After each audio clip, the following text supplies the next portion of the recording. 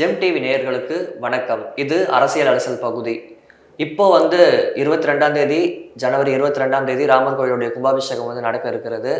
இப்போ இன்னுமே பிரதமர் தமிழ்நாட்டில் தான் சுற்றிட்டு இருக்காரு.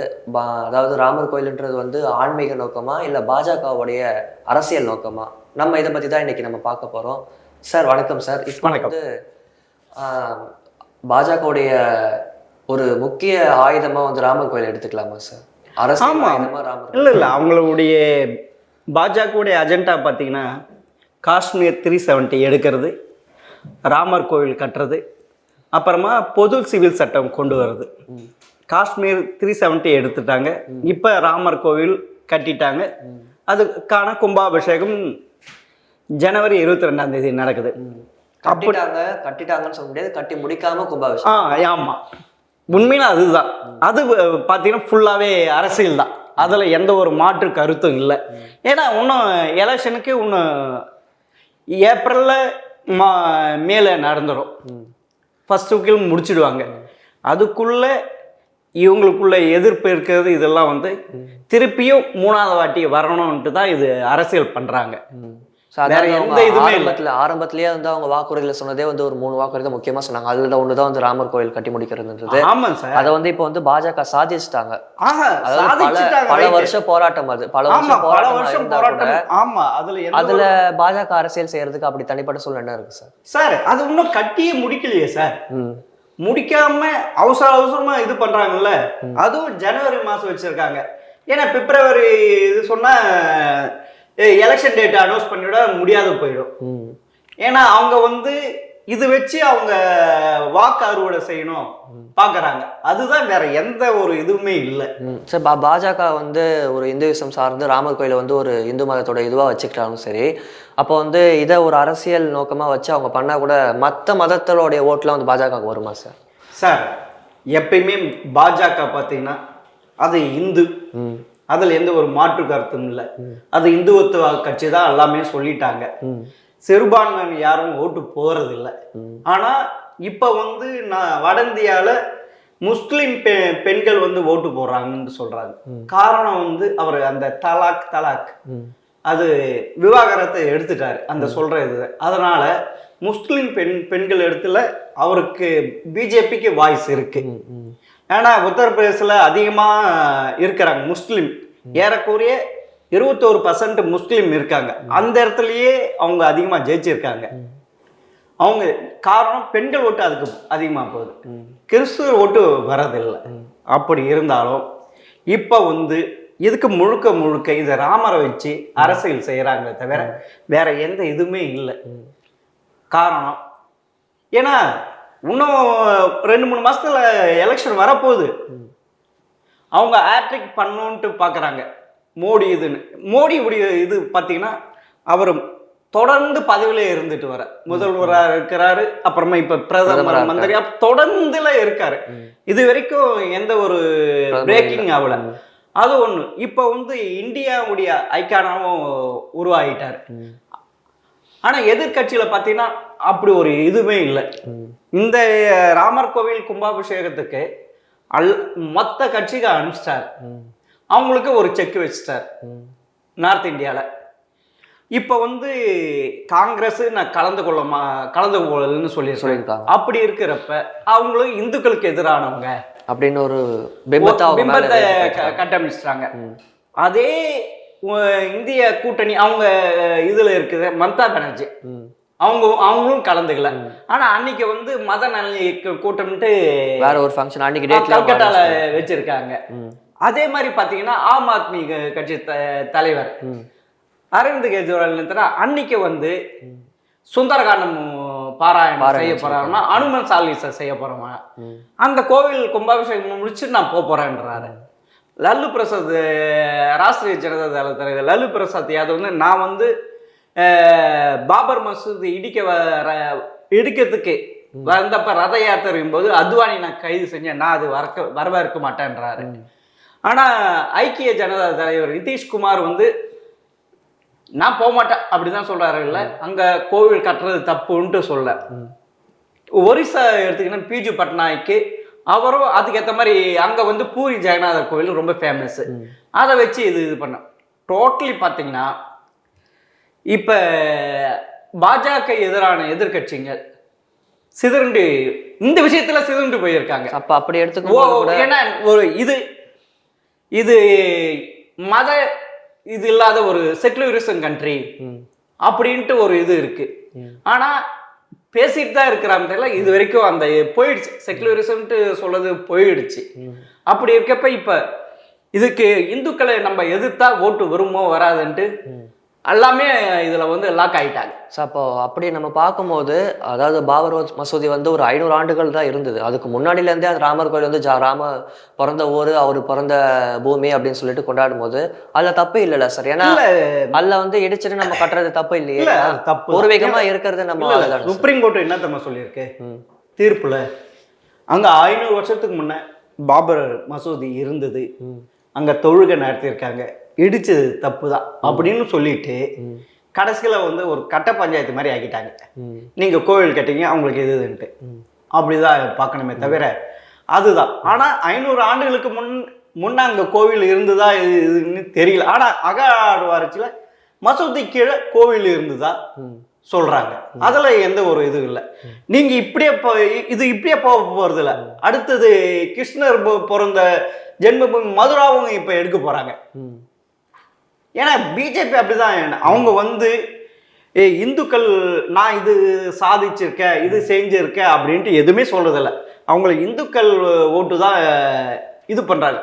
இப்ப வந்து காங்கிரஸ் எடுத்துங்களேன், அவங்களும் இந்துக்கள் தான். ஆனா அது மிதவாத இந்துத்துவா, இது வந்து பயங்கரவாத இந்துத்துவா. நம்ம பாஜக இப்ப எடுத்துக்கிட்டோம்னா, நம்ம நடிகர் ரஜினி அவர்கள் சொன்ன மாதிரி ஆன்மீக அரசியல்ன்ற மாதிரி பாஜக முழுக்க ஆன்மீகத்தை வச்சு அரசியல் பண்றாங்க. ஆன்மீக அரசியல் தான், இதுல எந்த ஒரு மாற்றமே இல்லை. இந்துக்களை வந்து ஒரு கருவியா பயன்படுத்திக்கிறாங்க. ஆமா, அதுல இந்துக்களை இப்ப பயங்கரமா கொண்டாடிட்டு இருக்காங்க அங்க. இதுக்கு தேவையில்லாதது இப்ப வந்து பாத்தீங்கன்னா மத்திய அரசுக்கு ஜனவரி 22ஆம் தேதி கும்பாபிஷேகம் ஆஃப் டே லீவ் விட்டுருக்காங்க. மும்பை பங்கு சந்தை எல்லாமே வந்து ஆமா நிறுத்தி வைக்க. ஆமா, மண்டே லீவ். அது இன்னைக்கு சனிக்கிழமை அதுக்கு லீவ், அது இழங்குது. மகாராஷ்டிரா லீவ் விட்டுருக்காங்க, மத்திய பிரதேசம் லீவ் விட்டுருக்காங்க, ராஜஸ்தான் லீவ் விட்டுருக்காங்க, ஹரியானா லீவ் விட்டுருக்காங்க, சத்தீஸ்கர் லீவ் விட்டுருக்காங்க. எல்லாமே இது வந்து பெரிய தப்பு. ஒரு மத்திய அரசு தனிப்பட்ட, ஏன்னா இது செக்குலரிசம் கண்ட்ரி, மதச்சார்பற்ற நாடு. ஒரு அரசாங்கமே கோவில் கட்டி, அது வந்து இந்து கோவிலா இருந்தா சரி, கிறிஸ்துவ கோவில் சர்ச்சா இருந்தா சரி, மசூதியா இருந்து அதுல போகக்கூடாது மத்திய அரசு, எந்த மாநில அரசு. இது வந்து முழுக்க செய்யறது தப்பு மத்திய அரசு. இப்போ தமிழ்நாட்டில் வந்து அவங்க வந்து அந்த அயோத்தி ராமர் கோயில்ன்றது வட மாநிலத்தில் வந்து ரொம்ப பெருசாக கொண்டாடுறாங்க. இதை வச்சே பிரதமர் அவர்கள் வந்து தமிழ்நாட்டில் வந்து அடி போட்டுட்டு இருக்காரு. இப்போ 22ஆம் தேதி கும்பாபிஷேகத்தை வச்சுட்டு 21ஆம் தேதி வரைக்குமே தமிழ்நாட்டில் தான் அவர் சுத்திட்டு இருக்காரு. அப்போ வந்து அதுக்கு என்ன சார் காரணமா இருக்கும்? இல்ல, தமிழ்நாட்டை பிடிக்கிறதுக்காக ஏதாவது பண்ணிட்டு இருக்காரு? இல்ல, ஏன்னா ராகுல் காந்தி என்ன தெரியுமா சொல்றாரு, நீ தலைகீழா நின்றாலும் தமிழ்நாட்டுல உன்னால கால் ஊன்ற முடியாது அப்படின்ட்டு சொல்றாங்க. அது இல்லாம இப்ப டோட்டலி வந்து தமிழ்நாடு வந்து ராமருக்கும் இதுக்கும் எந்த தொடர்பு இல்லாத மாதிரி சொல்லிட்டு இருக்காங்க. ஆனா இப்ப பாத்தீங்கன்னா ராமருடைய குலதெய்வம் வந்து ஸ்ரீரங்கநாதர், திருச்சி இருக்க ஸ்ரீரங்கநாதர் தான். ஆனா அதே மாதிரி ராமாயணத்துல ராவணன் போர் எடுக்க போறதுக்கு ராமேஸ்வரம் இது பண்ணியிருக்க, தனுஷ்கோடி இதுல இது இருக்கு, அதோடைய தொடர்பு படுத்தி தான் இது பண்றாங்க. அது ஒண்ணு. இங்க எலெக்ஷன், இங்கேயும் பார்லிமெண்ட் எலெக்ஷன் வரப்ப இது வச்சு கொஞ்சமா பூஸ்ட் பண்றாங்க சார். இப்போ அப்படி நம்ம எடுத்துக்கும் போது சமீப காலமாக பார்த்தீங்கன்னா பிரதமர் அவர்கள் வந்து எங்கே போனாலும் தமிழ்னு சொல்லிட்டு தலையில் தூக்கி வச்சுட்டு கொண்டாடிட்டு இருக்காரு. அது தமிழ்நாட்டில் வந்து எல்லாத்துலேயுமே முன்னுரிமைப்படுத்திட்டு இருக்காரு. இப்போது கேலா இந்தியாவில் கூட லட்சணையாக வந்து நம்ம வீரமங்கை அவங்களுடைய சிலையை தான் கொடுத்துருக்காங்க. இதெல்லாம் கொடுத்துருக்காங்க. அப்போ இதெல்லாம் வச்சு வந்து தமிழ்நாட்டில் பிரதமர் வந்து கால் ஒன்ற பார்க்குறாரு. சாத்தியமாகும். 2 திராவிட கட்சியில ஏடிஎம்கே கொஞ்சம் வீக்னஸ் ஆகிட்டு வந்திருக்கு, டிஎம்கே தான் இது இப்ப அப்பரேஜ். அதையும் இப்ப ஏன்னா அந்த பெரியார் பூமி அந்த இது இல்ல, இது ஆன்மீக பூமி தான் அப்படின்ட்டு அவங்க பதிவு பண்றாங்க. கொஞ்சமா அவங்க வந்து இங்க இருக்கிற மிதவாத இந்துக்கள் கொஞ்சம் பாய்சன் ஏற்ற அவங்களுடைய தத்துவத்தை இது அதாவது தமிழ்நாட்டு மக்கள் பாத்தீங்கன்னா எதுவுமே ஒரு உணர்ச்சி பூர்வத்தை தூண்டி விட்டா அதுக்கு பின்னாடி போயிடுவாங்க. அந்த வகையில இவங்க வந்து இப்ப பாஜக இல்ல அவங்க உணர்ச்சி பூர்வம் பாத்தீங்கன்னா அந்த தமிழர் உணர்வு தான். ஆனா நம்ம இங்க வந்து இது ஆன்மீக பூமி, எந்த ஒரு மாற்று கருத்து இல்ல. ஆனா கேரளாவும் நம்மவும் ஒரு டிஃபரெண்டான ஸ்டேட், அதுல எந்த இதுவும் மாற்று கருத்து இல்ல. ஏன்னா இங்க படிச்சவங்களுக்கு எல்லாமே சிந்திச்சு இது போடுவோம், இதெல்லாம் எடுபடாது. இந்த மோடி மஸ்தான எடுபடாது. நீ என்ன செஞ்சிருக்க, ஏது செஞ்சிருக்க, இதுன்ட்டு அப்படிதான் பார்ப்பாங்க தவிர இதெல்லாம் பார்க்க மாட்டேன். ஆனா இப்ப வந்து இந்த 2 திராவிட கட்சிகள் நடத்துற ஆட்சி பத்தி இப்ப இருக்கிற 2K கிட்ஸ், இப்ப புதுசா வர ஓட்டர்ஸ் 20ல இருந்து 35 வயசுக்குள்ள இருக்கிற ஓட்டர்ஸ் வந்து இந்த 2 திராவிட கட்சிகளுடைய பிடிக்கல அவங்களுக்கு. அதனாலதான் இப்ப சீமானு அண்ணாமலை நோக்கி போறாங்க. இது இப்படியே பயணிச்சுன்னா வருங்காலத்துல அண்ணாமலைக்கு அப்படிதான் போவோம். அப்படி விஜய் வந்தா அப்படிதான் போவோம். இப்ப போற இதுல பாத்தீங்கன்னா இப்ப வந்து நீங்க இது தமிழகத்துல எடுத்துங்களேன். இப்ப திமுக நடந்து 2.5 வருஷம் ஆச்சு. நாங்க வந்து இது சமூக நீதி கட்சி, ஜாதி இதெல்லாம் பாத்தீங்கன்னா, ஆனா இந்த 2 வருஷத்துல பாத்தீங்கன்னா நிறைய கொலைகளும் நிறைய நடந்திருக்கு. லா அண்ட் ஆர்டர் எல்லாமே அது குறிப்பா பட்டியலினத்து மக்களை பயங்கரமா பாதிச்சிருக்காங்க. வயல் கிராமத்துல தண்ணீர் தொட்டில் மலம் கலந்தான் 500 நாள் ஆச்சு. இது வரைக்கும் திருப்பி எதுவுமே சொல்லல, எந்த ஒரு நடவடிக்கையுமே எடுக்கல, யாரும் கண்டுபிடிக்கல. அதுல மாட்டின அந்த போலீஸையே வந்து இவங்க வந்து உயர் பதவி கொடுத்து. ஆமா, அது ஒண்ணுச்சுன்னா அப்படியே நாங்குநேரி அங்க ஒரு பட்டியலினத்து மாணவன் நல்லா படிக்கிறான்ட்டு மற்றொரு பிற்போடு அந்த இது சேர்ந்தவன் போய் வெட்டிருக்கா, அதையும் கவனிக்காம விட்டுருக்காங்க. இப்ப புதுக்கோட்டையில வந்து ஆணவ கொள்வா. ஏன்னா இங்க வந்து திராவிட கட்சிகள் உண்மையில ஜாதி வச்சுதான் இங்க அரசியல் பண்ணிட்டு இருக்காங்க. ஜாதி தான் தொட்டுறான். ஏன்னா எந்தெந்த ஜாதி எவ்வளவு இருக்கு, அவங்களுக்கு ஏற்ற மாதிரி எந்தெந்த ஏரியால எந்த ஜாதி இருக்கு, அவங்களுக்கு ஏற்ற மாதிரி கேண்டிடேட் போட்டு தான் இது பண்றாங்க. திராவிட கட்சிகள் வந்து ஜாதி அரசியல் இதெல்லாம் வச்சு பண்ணும்போது பாஜக வந்து நம்ம ஆன்மீக பூமியில வந்து ஆன்மீக அரசியல் பண்றது தப்பு இல்லையா? இல்ல, அது எடுபடாது. உண்மையில இது ஆன்மீக பூமி தான். இது பெரியார் வந்து திராவிட கட்சிகள் 75 வருஷமா சொல்லிட்டு இருக்க பெரியார் பூமி சொல்லிட்டு இருக்காங்க, அது எடுபடாது. ஆனா இப்ப இருக்கிற திமுக ஆட்சி பாத்தீங்கன்னா டோட்டலி பட்டியல் இனத்துக்கு எதிராக தான் நடந்துட்டு இருக்கு. இப்ப சமயத்துல உங்களுக்கு தெரியும், பல்லாவரம் எம்எல்ஏ கருணாநிதி அவங்க பையனும் மருமகனும் ஒரு கள்ளக்குறிச்சியை சேர்ந்த பட்டியலினத்து பண்ண வீட்டுக்கு வேலைக்கு வச்சிருந்தாங்க. அவளை கொடுமைப்படுத்தி இருக்காங்க.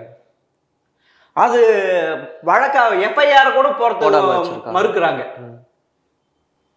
அப்படி இருக்கு. கேட்டா நாங்க பட்டியலினத்துக்கு இதெல்லாம் இது இல்லை. இப்ப வந்து பதவி இழந்த பொன்முடி கூட நீ எஸ்சி தானம்மா அப்படின்னு கேட்டிருக்க. அப்படி அது வந்து உன்ன கேட்டீங்கன்னா திமுக செயலாளர் இருக்காருல்ல RS பாரதி, அவர் என்ன தெரியுமா சொல்றாரு, ஹைகோர்ட்ல ஜட்ஜ் ஆகிறதுக்கு எஸ்சி ஜட்ஜாவுக்கு நாங்க போட்ட பிச்சை இருந்தார். அது மாத்திரம் இல்லாத தயாநிதி மாறன் MP செக்ரட்டரியில் போயிட்டு செக்ரட்டரி பார்க்கறதுக்கு நிக்க வச்சு பேசாருட்டாங்க. எங்களை ஆதி திராவிடர் மாதிரி ட்ரீட் பண்ணிட்டாங்க.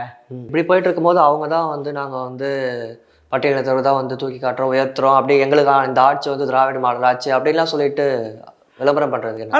முன்னங்கிட்ட அவங்க கூட்டணியில விசிகா இருக்கு. திருமாவளவன் இது வரைக்கும் வாயை திறக்காம இருக்காரு. இந்த இதுக்கு ஒரு திமுக MLA பையன் வந்து தாழ்த்தப்பட்ட ஒரு பெண்ணை இப்படி இது பண்ணியிருக்காங்க. அதுவும் அந்த பெண் குழந்தை 17 வயசு குழந்தை தொழிலாளர், அதுவும் சட்டத்துக்கு எதிரானது. இதுவே வந்து பாஜகல வந்து இந்த மாதிரி ஒரு சம்பவம் திமுக ஐயோ அம்மான்னு குதிச்சிருப்பாங்க. திமுக கூட்டணி எல்லாருமே குதிச்சிருப்பாங்க. கூட்டணி இருக்கிற விசிகா குதிச்சிருக்கோம், காங்கிரஸ் குதிச்சிருக்கோம், 2 கம்யூனிஸ்ட் குதிச்சிருக்கோம், பெரிய போராட்டமே இருக்காங்க. அவங்க எல்லாமே அடங்கிட்டாரு. ஏன்னா கூட்டணி வேணும், ஏதோ போற நாய்க்கு எலும்பு துண்டு போற அந்த 2 சீட்டு வாங்கிறதுக்கு இப்படி நடத்துறாங்க. உன்னங்கேட்டா திமுக ஆட்சிக்கு வரணும்னா அவங்க தேர்தல் அறிக்கையில ஆணவ கொலைக்கு எதிராக சட்டம் இது வரைக்கும் கொண்டு வரல. அதையும் பார்க்கணும். ஆனா இது எப்படி 2000, ஏன்னா இந்த கூட்டணி ஸ்ட்ராங்கா இருக்கு, அதுல அந்த மமதியில இருக்கிறாங்க, எந்த ஒரு இதுன்னா. ஆனா இன்னொன்னு கேட்டீங்கன்னா இப்ப வந்து மோடி வந்தாரு எப்ப 19ஆம் தேதி வந்தார். தமிழகத்துக்கு. அப்போ வந்து ஏர்போர்ட்டில் வந்து G K. Vasan, OPS, AC Shanmugam, Parivendhar இவங்கெல்லாம் போய் அழைச்சாங்க. வரவேற்று. ஆமாம். இப்போ வந்து இந்த பார்லிமெண்ட் தேர்தல் கூட்டணி எப்படி அமையும்னு தெரியாது. ஏன்னா இப்போ வந்து டிஎம்கே கூட்டணி ரெடி ஆயிடுச்சு, அவங்க யாருன்ட்டு. இப்போ வந்து இப்போ பார்த்தீங்கன்னா தமாக என்ன செய்ய போகுதுன்னு தெரியாது. இது இப்போ ஆனால் பிரதமரை வரவேற்று இருக்கிறப்ப திருப்பியும் பாஜக கூட்டணியில் போய் சேருமான்னு தெரியல. ஆனால் அவங்களுக்குள்ளேயே ஒரு குழப்படியில் இருக்கு. அங்க போனா பெருசா ஒண்ணு இது கிடைக்க போறது இல்லை. தேமுதிகவா அப்படிதான் வந்து அது பண்ணிட்டு இருக்காங்க. அதுதான். ஆனா அவங்களுக்கு இப்ப வந்து நீங்க பாத்தீங்கன்னா ஜி.கே. வாசன் வந்து அவங்க கட்சி சேர்ந்தவங்க எல்லாம் அதிமுக கூட தான் கூட்டணி வச்சுக்கணும். ஏன்னா 2026 சட்டமன்ற தேர்தலில் நம்மளுக்கு சீட்டு கிடைக்கும், நிறைய கிடைக்கும் அப்படின்ட்டு எதிர்பார்க்குறாங்க. ஆனா இவர் ஜி.கே. வாசனுக்கு ஒரு வருத்தம் தான், நம்ம எம்பி ராஜ்யசபா எம்பி ஆகி நம்மளுக்கு அமைச்சர் தரல வருத்தமா இருக்கு. ஆனா அவர் வந்து மோடி வந்து ஜி.கே. வாசன் ரொம்ப க்ளோஸா இருக்காரு. இப்ப அவங்க என்ன செய்ய போறாங்கன்னு தெரியல, அந்த நிலைமையில தான் இருக்காங்க. அடுத்தது பாத்தீங்கன்னா பாமக. எப்பயுமே பாமக 2 குதிரைகளை சவாரி செய்யறது, அதே மாதிரிதான் இப்ப செய்யுது. ராமதாஸ் போயிட்டு முதல்வர் ஸ்டாலினை பார்த்து ஜாதி வாரி கணக்கெடுப்பு நடத்தணும் கோரிக்கை வச்சிருக்காரு. அன்புமணி இன்னொரு பக்கமும் போறாரு. அவர் தலைவராய்ந்து இப்பதான் முதல் தேர்தல் சந்திக்க போறாரு. அவரு என்ன தெரியுமா இது பண்ண, இல்லை பண்ண அதிமுக இல்லை பண்ண பாஜக கூட்டணி வைக்கணும் அப்படின்ட்டு வைக்கிறார். ஏன்னா அவருக்கு வந்து நம்ம ராஜ்யசபா எம்பி ஆகி எப்படி மத்திய அமைச்சர் ஆயிடலாம் அப்படின்னு ஒரு கணக்கு போடுறாங்க. இந்த இதுல இப்படி இருக்கு. இப்ப வந்து தமாக பார்த்தாச்சு, பாமக பார்த்தாச்சு. இப்ப தேமுக விஜயகாந்த் இறந்தனால அவருக்கு நிறைய ரசிகர்கள் இருக்காங்க, அனுதாபம் நல்ல மனிதன்ட்டு நிறைய கூட்டம் வந்தது. ஆனா இது வச்சு பிரேமலதா அவருடைய மனைவி பிரேமலதா அரசியல் சதுரங்க ஆட்டம் செஞ்சிருக்க. அவங்க அந்த கட்சி அழிஞ்சதே பிரேமலதா தான். சரியான முடிவு எடுக்கிறது. இப்போ வந்து மோடி வந்து அவருக்கு அனுதாபல்ல இதெல்லாம் வாழ்த்து இது இதெல்லாம் வச்சு பார்க்கும்போது பாஜகவோட சேருவாங்களா இல்ல அதிமுகவோட சேருவாங்களா நம்மளுக்கு தெரியல. குழப்பமான இருக்கு. ஆனா அவங்க மூவ்மெண்ட் பாத்தீங்கன்னா எல்லாமே பாஜக இதுதான். இப்போ வந்து பாத்தீங்கன்னா அதிமுக தான் என்ன பண்ண போகுதுன்னு தெரியல. ஸோ இதெல்லாம் ஒரு பக்கம் இருக்கட்டும். இப்போ வந்து நம்ம திராவிட மாடலுக்கும் வந்து நம்ம ராமர் கோயிலுடைய கும்பாபிஷேக அழைப்பிதழ் வந்து வந்திருக்கு.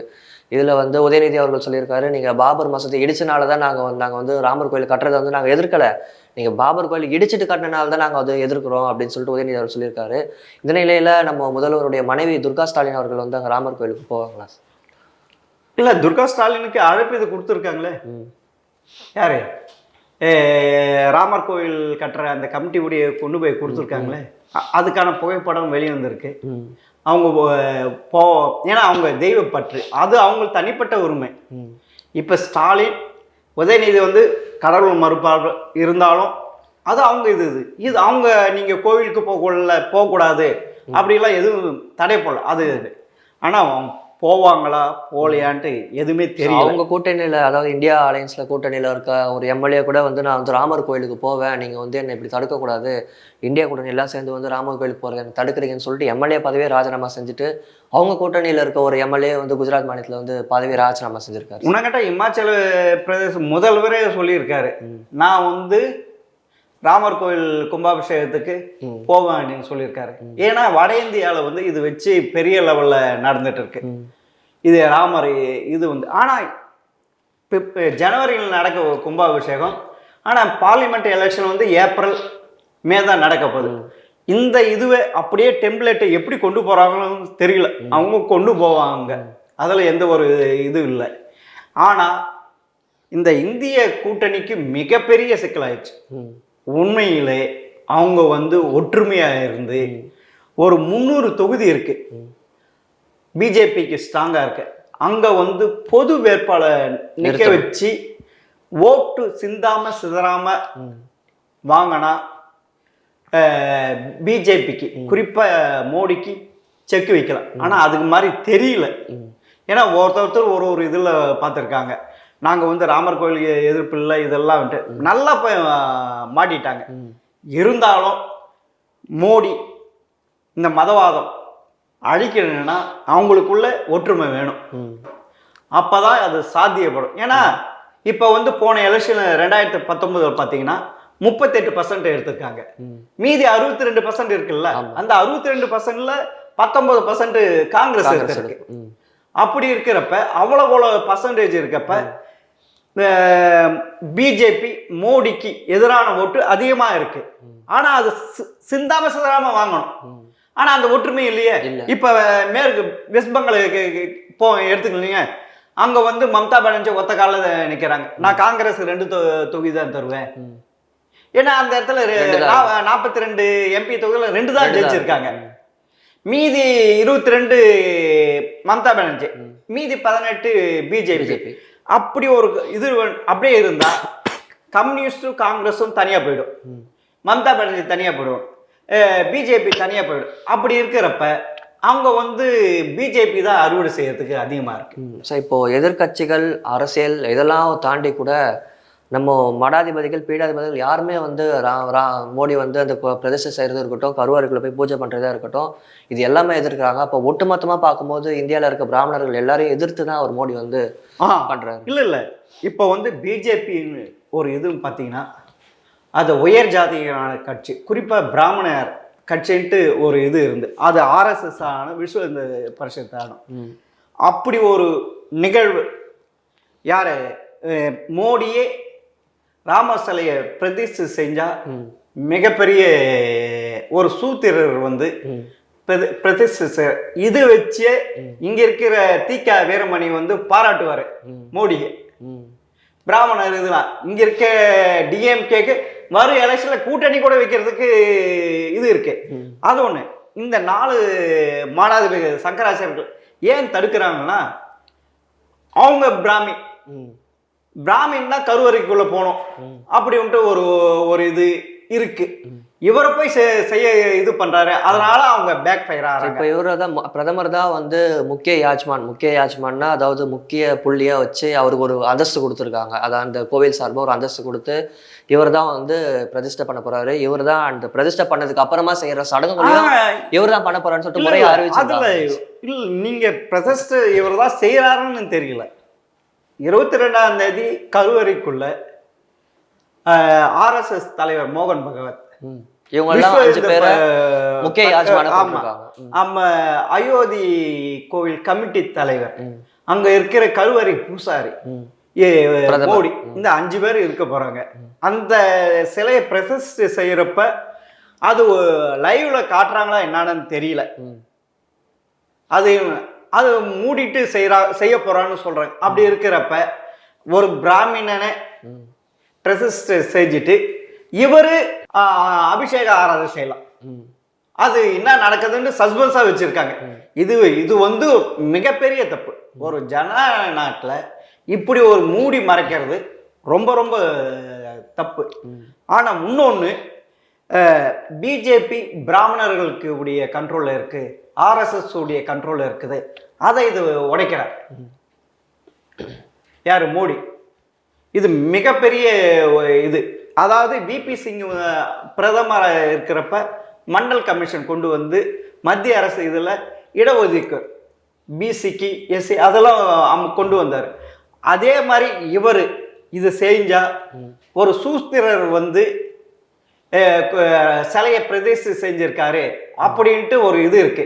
இது பிராமணனுக்கு ஆவல, அதுல எந்த ஒரு மாற்று கருத்துமே இல்லை. அதனால 4 சங்கராச்சாரியம் எதுக்குறாங்க. இப்போ இதெல்லாம் ஒரு பக்கம் இருக்கட்டும். அதாவது இப்போ மம்தா பானர்ஜி எதுக்கிறதும் இருக்கட்டும், திமுக எதுக்கிறதா இருக்கட்டும், இந்தியா அலையன்ஸ் எதுக்கிறதா இருக்கட்டும், பிரதமர் கருவறைக்குள்ள போய் பூஜை பண்றாரு, இதை பிரதிஷ்டை பண்றாருன்றது காரணமா இருக்குமா, இல்ல கோவில் கட்டி முடிக்காம அரசியல் பண்றாருன்றது காரணமா இருக்குமா? இது அரசியல் தான். இது அரசியல் தான். இது ஆனா இன்னொன்னு சொல்றாங்க, அங்க கலசம் வச்சு நம்ம தென்னிந்தியை பொறுத்த வரைக்கும் கலசம் வச்சு கும்பாபிஷேகம். ஆனா வட இந்தியால அதே மாதிரி அந்த அகம விதி கிடையாதுன்றாங்க. இன்னொன்னு சொல்றாங்க, ஏற்கனவே 1000 வருஷத்துக்கு முன்னாடி அங்க இருந்தது. அந்த கோவில் தான் மறுசீரமைப்பு பண்ணி தான் இது பண்றாங்க. அதனாலதான் இப்படி இருக்கு. அதுக்கு இதுக்கு சம்மந்தம் இல்லைன்றாங்க. ஆனா இதுக்கு முழுக்க அரசு மோடி அரசியல் செய்யறாரு. இதுல பாஜக அரசியல் செய்யுது. எப்படியாவது வருகின்ற பாராளுமன்ற தேர்தலை ஜெயிச்சணும்னுட்டு. ஆனா அதுக்கான பாசிபிலிட்டி நிறைய இருக்கு. ஆனா எதிர்க்க இருக்கிற இந்திய கூட்டணி இந்த விஷயத்துல கோட்டை விட்டாங்க. அவங்களுக்கு இந்துக்களுக்கு எதிராக ஒரு கட்டமைக்கிறாங்க. சிறுபான்மை ஓட்டு அதில்ன்ட்டு அவங்க ஏத்துக்க மாட்டேன்றாங்க. ஏன்னா இதே இங்க இருக்கிற இந்திய கூட்டணி இருக்க திமுக என்ன சொல்லிச்சு, 2019 சுப்ரீம் கோர்ட்டு பாபர் மசூதி தீர்ப்பு வந்து வரவேற்றது. அங்க கோவில் கட்டிக்கலாம் இதுன்ட்டு. அப்படிதானே ரெட்ட வேஷம் போட்டுது.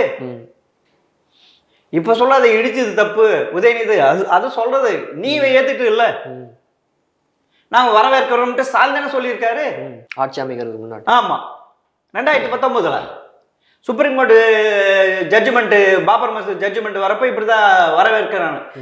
உனக்கிட்ட இந்திய கூட்டணியில அனைவருமே வர வச்சாங்க. இதுல ஒண்ணுதான் அந்த கூட்டணியில இருக்கிற 2 கம்யூனிஸ்ட்ல தான் அதை எதிர்த்தாங்க. அவங்க எப்பயுமே எதிர்ப்பாங்க. ஏன்னா கோவிலுக்கு போக மாட்டாங்க, எதுவும் போக மாட்டாங்க. அவங்க உறுதியா இருக்காங்க. ஆனா இந்திய கூட்டணியில் இருக்கிறவங்க எல்லாமே டபுள் கேம் ஆடிட்டு இருக்காங்க. நான் இன்னொன்னு உதய தாக்கரே என்ன தெரியுமா சொல்றாரு, 2024 பாராளுமன்ற தேர்தலுக்கு வர்றதுக்கு முன்ன காஷ்மீர் குண்டு வெடிப்பு ஒன்று நடந்தது பாரு, அதே மாதிரி ஒரு இன்சிடென்ட் கூட நடக்கலாம் அப்படின்ட்டு சொல்றாங்க. அதாவது பாஜக வின் பண்றதுக்கு எந்த அளவுக்கு சொல்லுவாங்க, லெவலுக்கும் சொல்லுவாங்க. அதுல மாற்று கருத்து இல்லை. இப்ப வந்து இந்த உடும்பு புடியா பிடிச்சிட்டு இருக்காங்க ராமர் கோயில்ல. அது வந்து அந்த ஃபயர் பயங்கரமா பரவிட்டு இருக்கு. இப்ப தென் இந்தியாவில் கொஞ்சம் கொஞ்சமா பரவிட்டு இருக்கு. இங்க நீங்க தென்னிந்தியா எடுத்தீங்கன்னா கேரளா, ஆந்திரா, கர்நாடகா, தெலுங்கானா, தமிழ்நாடு, இதெல்லாம் 5 ஸ்டேட் சேர்த்து பார்த்தீங்கன்னா 150 சீட்டு இருக்கு. அதுல வர இதெல்லாம் அவங்களுக்கு போனஸ் தான். ஏன்னா கம்பல்சரி அவங்க வந்து 250 மேல 250ல இருந்து 270 மேல அவங்க ஜெயிப்பாங்க. வரதெல்லாம் போனஸ் தான். இப்ப இது பார்த்தீங்கன்னா எப்படி 300 பிஜேபி வந்துடும் தெரியுது. ஆனா இந்திய கூட்டணி மிகப்பெரிய தப்பு செய்யறாங்க. அந்த இதுவும் இல்லை, அவங்களுக்குள்ள ஒற்றுமை இல்லை. ஏன்னா பாஜக எதிரான ஓட்டு அதிகமா இருக்கு. எல்லாமே ஒற்றுமையா சேர்ந்து பொது வேட்பாளரை நிறுத்தி, அதாவது பாஜக எங்கெங்கெல்லாம் ஸ்ட்ராங்கா இருக்கோ அந்த இடத்துல பொது வேட்பாளரை நிறுத்தி அதுக்கான ஓட்டை அறுவடை பண்ணி அவங்கள வெற்றி பெறதை கம்மி பண்ணலாம். ஆனா அந்த கால்குலேஷன் அது தெரிஞ்சும் ஏன் செய்ய மாட்டேன்றாங்க தெரியல. இப்போ பாஜக வந்து ராமர் கோவில் இப்போ அவசரமா கும்பாபிஷேகம் பண்றது எல்லாமே வந்து ஒரு அரசியல் நோக்கம், அரசியல் தான். Okay sir. இப்போ இதெல்லாம் இருந்தா கூட தமிழ்நாட்டிலேயே வந்து பிரதமர் வந்து ஸ்ரீரங்கம், ராமேஸ்வரம் சுத்திட்டு இருக்காரு. எதுக்கு, என்ன சார் காரணம்? முக்கிய காரணம் நம்ம எதை எடுத்து தமிழ்நாட்டுல எப்படியாவது காலம் ஒண்ணணும், அதுதான். அது 2 திராவிட கட்சி அவங்களுக்கு ஏற்ற மாதிரி தான் நடந்துட்டு இருக்கு. அதுல இந்த மாற்றுங்கிறது. இப்ப கேரளாலும் அதே மாதிரி தான் நடந்துட்டு இருக்கு. அங்கேயும் அடிக்கடி வந்து போறாரு. அதுல எந்த ஒரு இது இல்லை. அவங்க யார் முடியாதுன்றாங்களோ நாங்க அந்த இடத்துல இதுதான் கொஞ்சம் கொஞ்சமா இதுதான். அதனால்தான் மோடி எங்க போனாலும் தமிழ்ன்ட்டு சொல்றாரு. ஏன்னா இங்க நீங்க சொன்னீங்கல்ல உணர்வுக்கும் உணர்ச்சிக்கு, தமிழுக்கு அதுதான் தமிழ். அதுதான் அவர் தூண்டி விடுறார். அதன் மூலமா தான் இங்க நுழைய முடியும். இந்த இந்துத்துவ வச்சுட்டு இதெல்லாம் வச்சுட்டு இது செய்ய முடியாது. அதே நேரத்தில் கொஞ்சம் கொஞ்சமா டைவெர்ட் பண்றாங்க. ஏன்னா அந்த திராவிட மழை குறைஞ்சிட்டே வருது. இங்கேயும் காலுன்ற பார்க்கறாங்க. அதுல எந்த ஒரு இது இல்லை. ஆனா இந்திய கூட்டணி தனக்கு சரியாக கூட்டணி அமைச்சு சரியான திட்டம் அமைச்சு இது பண்ணா பாஜகவை தோற்கடிக்க முடியும். மோடி என்ற பெரிய பிம்பத்தை வீழ்த்த முடியும். முடியாதது இல்லை. ஆனா அவங்ககிட்ட ஒற்றுமை இல்லை. அதுதான் அவங்க எதுகாலம் செஞ்சுட்டு போறாங்க. எதுகாலம் இது செஞ்சிடும். அதுதான் இது தெரியுது. ஸோ இது எல்லாமே வச்சு பார்க்கும்போது ராமர் கோவில்ன்றது ஒரு புனித ஜன்ம பூமியாக இருக்கலாம், புனித மதத்துடைய குறிக்கிறதா இருக்கலாம். இது எல்லாத்தையும் வச்சு பார்க்கும்போது பாஜகவுடைய அரசியல் யுத்தி ராமர் கோயில்னு சொல்லிட்டு நம்ம இது மூலம் எடுத்துக்கலாம் சார். பாஜகவுடைய அரசியல் யுத்தியாக நம்ம ராமர் கோவிலை எடுத்துக்கலாம். இதை வச்சு தான் வந்து தமிழ்நாட்டில் வந்து பாஜக வந்து கால் ஒன்றுன்னு நினச்சா கூட அவங்களால என்றைக்குமே வந்து பாஜகவால் ராமர் கோயிலுன்றத ஒரு ஆயுதத்தை வச்சு தமிழ்நாட்டில் வந்து எப்போவுமே பாஜகவில் இடம் பிடிக்க முடியாது. மீண்டும் ஒரு நிகழ்ச்சியில் உங்களை சந்திக்கின்றேன். அதுவரை உங்களிடமிருந்து விடைபெறுவது ஆகாஷ். நன்றி.